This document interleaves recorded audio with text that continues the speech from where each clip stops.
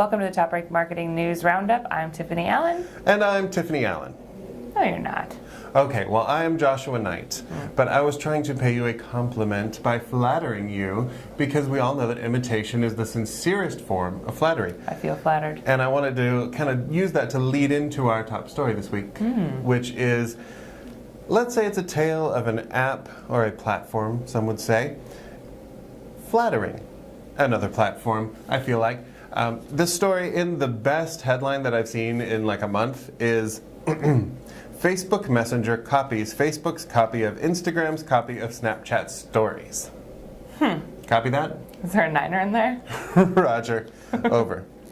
So anyway, 10-4 on this is that Facebook is moving their kind of stories feature over to Facebook Messenger, but they're rebranding it and turning it into a slightly different thing. I mean, they're sure they're...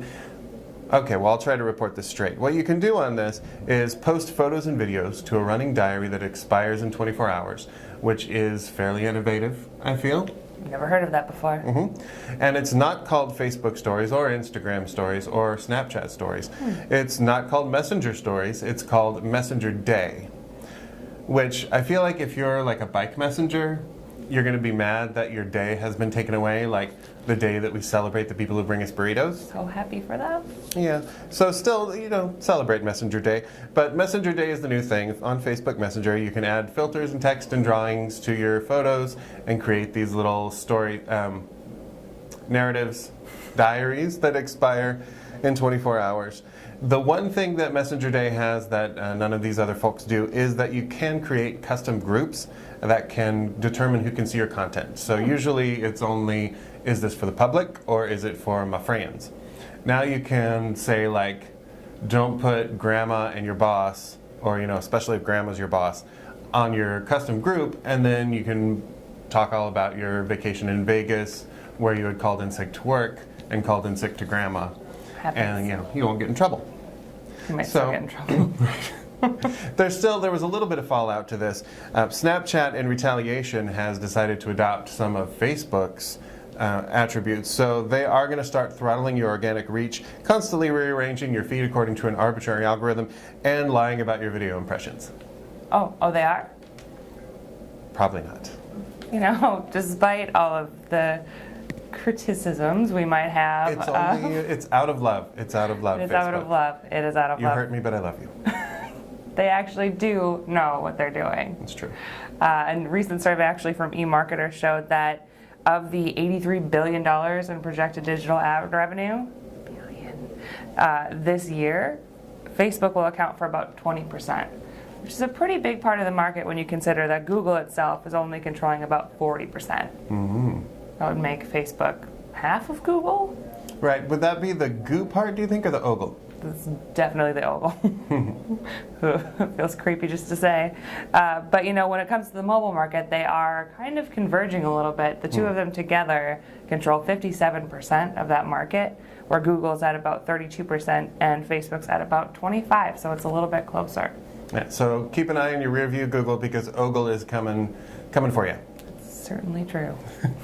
I wonder if we're eventually going to get like Facebook Google, which will be a feature on Facebook that copies the search functionality of Google, and then Google will start a social network. Google would never start a social network. No. That's ridiculous. That wouldn't be a big plus to their brand at all. Sorry, I had to take a moment for myself. That was beautiful. Anyway. Thinking about the new players coming up in the marketing technology field, and we have all these people dominating market share, it is kind of reassuring to me to know that some of the older marketing techniques, some that are almost as old as I am, which is ridiculously old. It's never going to happen. Oh, like smoke signals. Oh. Older than I am. Right. Yeah. Telegraph marketing, coming back in a big way. But no, I'm talking about, of course, email marketing. Been around for a long, long time, but still going strong, showing no signs of slowing. Experian Research just released their email benchmarks, which they were looking at Q3 and Q4 of 2016. And things are looking a whole lot like they were Q4 2015, which means that there have been like mild changes, but across the board, things are looking good, the same, if not up a little bit. So volume is up 14% across industries. Some industries, like this varies, some as low as 2%, some as high as 22% of increased volume, but volume is up all the way across. Open rate and click rates have declined ever so slightly. I mean, we're talking like 25.5% open rate down from 25.7%, and 2.5% open rate down from 2.7%. So, tiny bit down, not a trend that I'm going to lose a whole lot of sleep over. Bounce rate is up a little bit, also 1.9 to 2.5% is the average bounce rate, but revenue is up 2 cents per email. That's a lot of cents per email if you think about it. So even given those little mild declines in click-throughs and the up in the bounce rate, we're still seeing more revenue from email marketing than we did in the previous year. So I think that's pretty cool. I think the email boom is still on. It's kind of a natural mobile thing for people to do, and you don't need to be a Goo or an Ogle to do it. You don't, but it is nice when companies send you email, especially when you can open it on mobile and you can kind of interact with it in your own time. It's a whole thing, especially as it turns out for even B2B marketers to be, letting their prospects engage with their marketing in their own time. A recent infographic that I saw actually comparing B2B marketers and Netflix shows some really striking similarities in terms of how people are engaging with B2B content and with Netflix. Of course, it's what we can learn from Netflix that counts, but 75% of TV viewers admit to binge watching, which I've never done myself. I only read books and don't watch several series of TV and shows, especially not Doctor Who. Define binge. I feel like it's not a binge if you occasionally take a break to do something fun for yourself, like go to the bathroom or briefly fall asleep. It's not a binge until your mother calls you worried. Yeah, or your boss/grandmother. Plus grandma's calling and she's worried about you. As it turns out, what that can tell us is that people want to engage in content in their own time. Actually, 33% of B2B engaged prospects would binge watch content if it was packaged the way that would make it easy for them to do so. Which, when I think about binge watching B2B content, I feel like I'm not exactly sure what that would be, but I'm sort of interested in trying it. Right. Now that I know.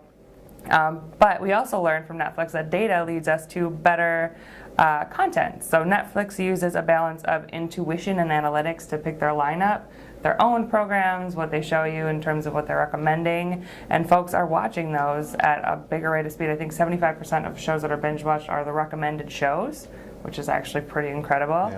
Yeah. But 82% of enterprise marketers have no summarized data about their audience in terms of content and what they like.